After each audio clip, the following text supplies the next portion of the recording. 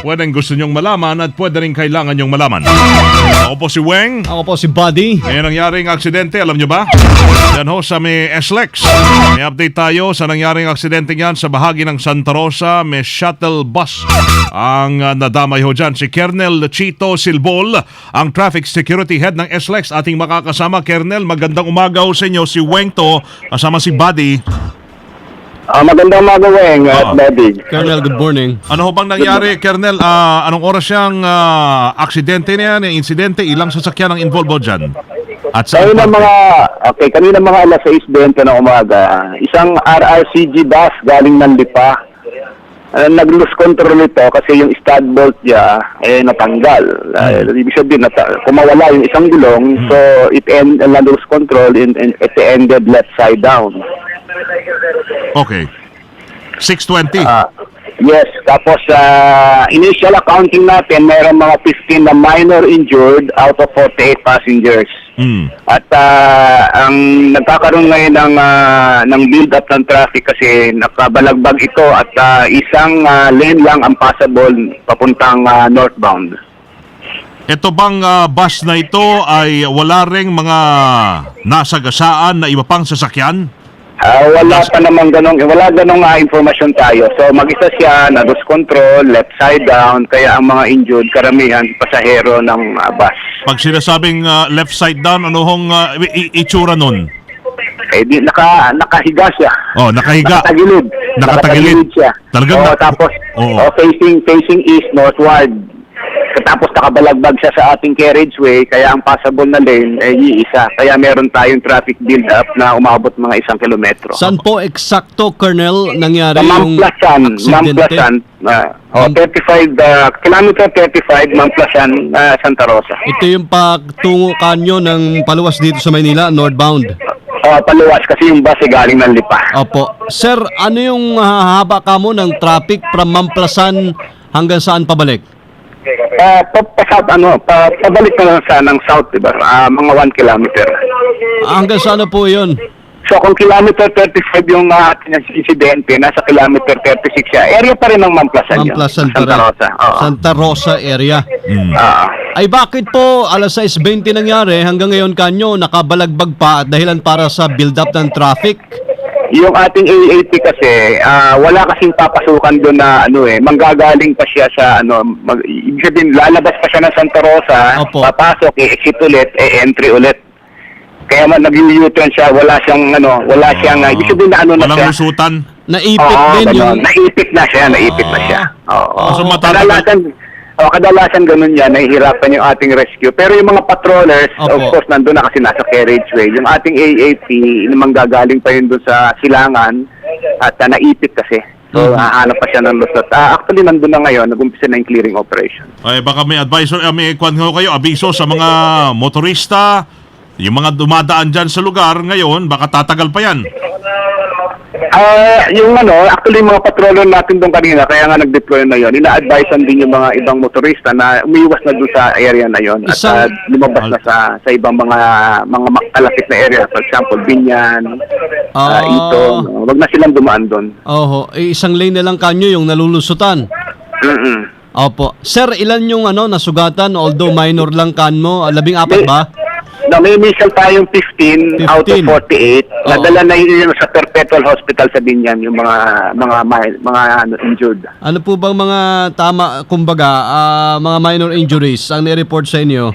Wala pa tayong detalye masyado kasi inuuna natin yung linis ng area. So yun lang, kaya nga humihingi ako ng detalye masyado. Tsaka yung mga patroller naman natin dependent rin yun doon sa AAP, sa lifeline ng mga emergency medical assistance to give the exact injuries. Okay. So yun lang ang ating nakalat, may 15 minor injured out of 48 passengers. Okay. Mabuti at wala hong masyadong parang buwabalik sa ating isipan yung nangyari dyan sa, di ba, sa may Parañaque dati, nung Disyembre. Pero buti hindi ganun katindi to. Alright, Colonel Chito Silbol, salamat ho sa panahon ninyo. Yeah, maraming salamat din. Si Colonel Chito Silbol, ang Traffic Security Head ng SLEX. So, parang bisikleta lang. Atumba, pakaliwa. Ay nakahiga, pakaliwa. Yung bus, RRCG bus na yan kanina alas 6:20 nangyari. May 15 minor injured na mga individual, mga pasero out of 48 na mga sakayo ng RRCG bus na yan papuntang Maynila. Ngayon ay nasa Perpetual Hospital. Patay ang isang barangay tanod matapos barilin ng lasing na sospek sa Malabon. Dead on arrival sa pakamutan ng lungsod ng Malabon ang biktima na nakilalang si Jerry Cañete ng barangay San Agustin. Habang pinaghanap naman ng mga pulis ang sospek na si Edwin Ignacio, 35 anyos, ng Magsaysay Street, San Agustin, ng Malabon pa rin. Nagpapahinga lang po ang biktima sa Matadero Street. Nako, napaka mali yung street na yun ang nagpahinga niya. At nang tawagin ng lasing na sospek at nang hindi pinansin ng biktima ang sospek, nagalit to at nagbunuto ng baril at pinutukan si Cañete sa tiyan. Tumakas sa sospek habang dinala naman ang biktima sa PLM. Ano yung PLM? Hospital malamang to. PLM eh. Kasi patay na eh. O yun. Sige, mamaya ulit. DZXL Bulat Palaro. Ay, ito pala. Yan. Ay, morning mga Sports fans. Sports fans natin. Ito na ang ating esports update. Mga mahilig sa PBA. PBA tayo. PBA. Nanatili kasamang Weng, mga kasama na wala pang talo ang Talk and Text Tropang Texters. Biro mo yan. Talo-talo, no? Walang talo pa sa PBA Commissioners Cup para manalo kontra Barangay Ginebra Gin Kings. Score na 94-87. Dahil sa panalo po ng Talk and Text, sila na ang unang kupunan na nakapasok sa quarter-final round. Nanguna naman sa panalo ng Tropang Texters si Ranidel de Ocampo sa kanyang 28 points. Samantala nagtala ng cam from behind win ang Meralco Bolts na nagpapatuloy pong elimination round laban sa Air 21 Express. Mula sa 20-point lead ng Air 21, humabol ang Bolts at tinalo ito sa score na 109-98. Magandang performance na ipinamalas po ng import nila ng Meralco na si Brian Butch sa ginawa niyang 40 points at 31 rebounds. Thank you! DZXL Showbiz Balita. Showbiz Loli. Showbiz. Thank you! Hello, everybody! Morning. Hello, everyone! Morning, Loli. It's me! Yes, of course, the one and only Loli. Morning! Hi! Tila iniiwasan ni LJ Reyes na pag-usapan ang tungkol sa napabalitang hidwaan nila ni Paolo Avellino dahil sa issue ng sustento para sa anak nilang si Aki. Meron kasing isang post ni Paolo ang lumabas na umiyak daw ang yaya ni Aki dahil ayaw raw ni LJ na ipahiram sa kanya ang kanilang anak. Ilang sandali lamang, binura na ang post ni Paolo at sinabi ng manager nitong si Leo Dominguez na nahack daw ang Twitter account ni Paolo. At sa kanyang interview, mariin naman itong itinanggi ni LJ at wala daw ganung eksena. Ayaw na niyang palakihin ang nasabing issue dahil hindi naman daw totoo ang kumakalat na nabalita niya na post sa Twitter. Yung Twitter na yan, dapat i-abolish na. Diba? Mag-post tapos natatanggal, na-hack naman pala. Nandadamay lang, nanggugulo lang. Diba doon sa Brazil ba yun? Tinanggal na yung Twitter? Brazil ba yun? Sabi pa ni LJ, okay naman daw sila ni Paolo at walang problema sa isyung sustento sa kanilang anak.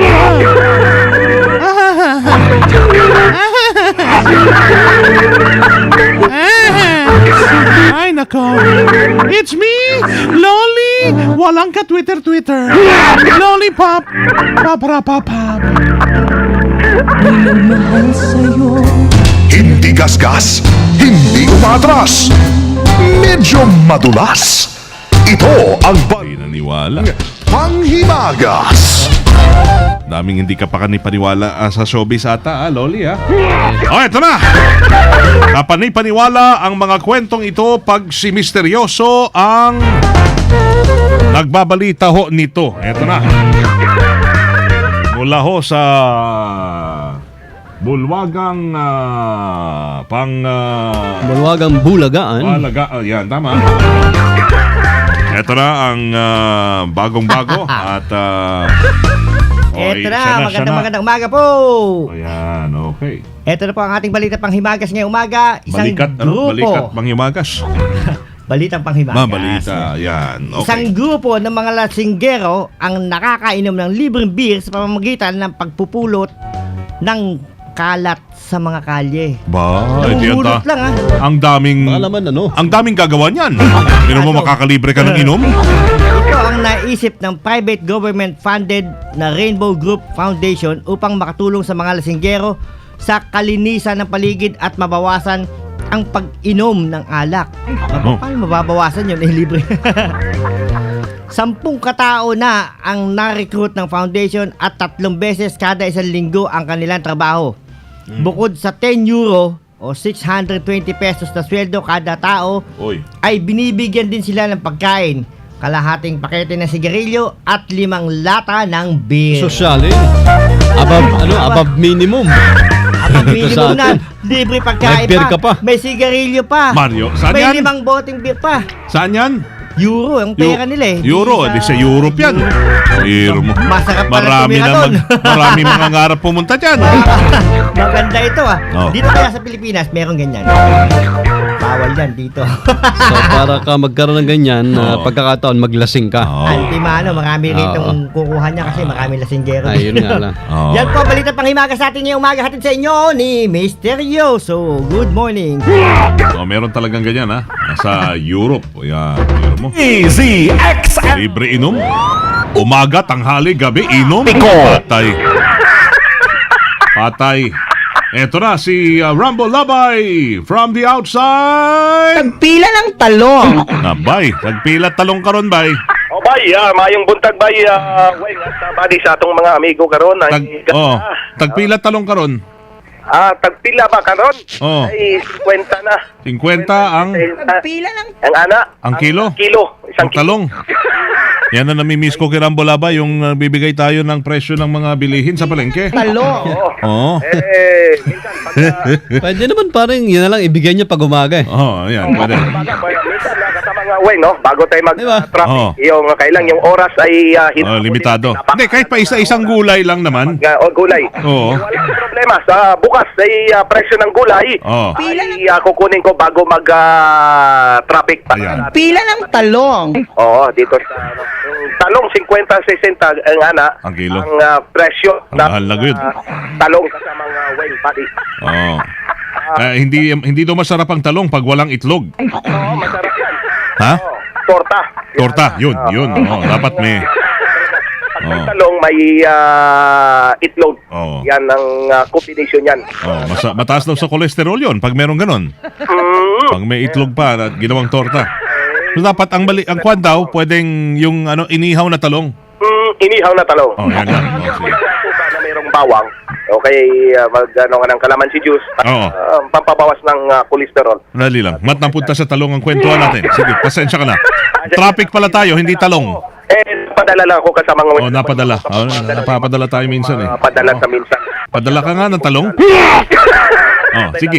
Minsan nagpadala tayo ng talong. Oh, yan. Pero ang talong, ang talon ng talong, dahil na-traffic ako sa mga Weng sa kahabaan ng EDSA, mula sa EDSA Kamuning, patungo naman sa bahagi ng Makati, ay banayad pero mabagal yung usad ng mga sasakyan, lalo na pagdating sa harapan ng EDSA Shrine, yung POAA, yan ay sa dami ng mga sasakyan, ngayon lalo ng Lunes, kaya mabagal yung usad ng mga sasakyan hanggang Boni Avenue, Boni. Guadalupe ay mabagal yung usad ng mga sasakyan. Sa kabilang linya, patungo ito sa bahagi ng Monumento Caloocan ay umuusad pa naman yung mga sasakyan pero mabagal. Pagkalabas ng Sio Boulevard, tuloy-tuloy ng usad ng mga sasakyan. Muling mabagal naman sa bahagi ng Aurora Boulevard at EDSA. Pero pagkalampas nito, dahil may mga terminal ng bus, ay tuloy-tuloy na ang usad ng mga sasakyan.